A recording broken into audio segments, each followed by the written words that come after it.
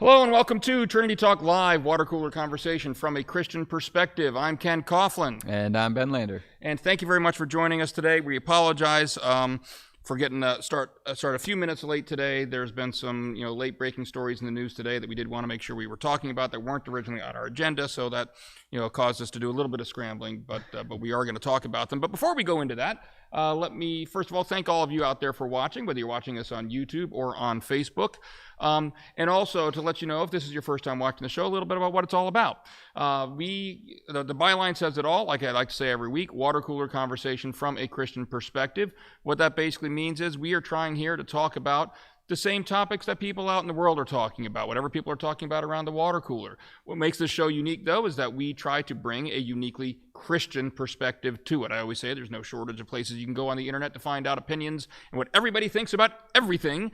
But what we try to do, as best we can, is on this show, we try to approach it by putting Christ first and asking how should we be looking at these stories if Christ really is first in our lives.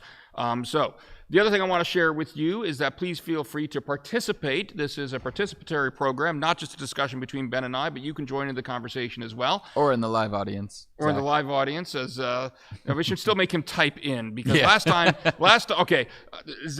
Kreiner's here in the audience today, because he was helping working some stuff here in the sanctuary. For those of you that are members here at Trinity and you've been following along with the video upgrades that we're putting into the sanctuary, I'd like to say a special thanks to Ed Smith, who's still here in the sanctuary right now, probably getting embarrassed that I'm talking about him on the air, but I'd like to thank you to Ed and to Zach. They've been working hard today running a lot of wires and everything to help get that set up. So Zach's decided to hang out and watch us in the live audience. Last time, I ended up getting him up here to talk because he was talking so much. And I love you, Zach, but I can't do that today because we got so many stories to get through. We can't add a third panelist, okay? So, yeah, it was my choice. Zach's right. But anyway, but seriously, if you want to join in, we invite you to join in the conversations today. And the way you do that is by, if you're watching us on YouTube, comment in the live chat on YouTube. Normally at this point, I say that I have it pulled up here on my screen. I don't yet, but I will. The first time Ben starts talking, I'll get that. But I'll be listening to you, Ben. Don't worry. Sure. Or if you're watching us on Facebook, Facebook Live, you can comment in the section there on Facebook, and I will see that on my screen as well. If for some reason we have technical difficulties, and I don't, as happened a couple of weeks ago, our lovely producer, my wife Mary Kay, has her glorious signs, which I remembered to bring down this week, unlike last week, where she can hold up a little YouTube sign or a Facebook sign so I know that there's a comment. We will work it in as soon as we have a natural break in the conversation. If you have a question, ask it. We're happy to answer. If you have a comment, you disagree with us, or you do agree with us, whatever it may be, put it in there. We'd love to hear from you as the show goes on. So, did I miss anything? I think you summed it up. I'm flying quickly because we've got a lot. We have a lot to get through.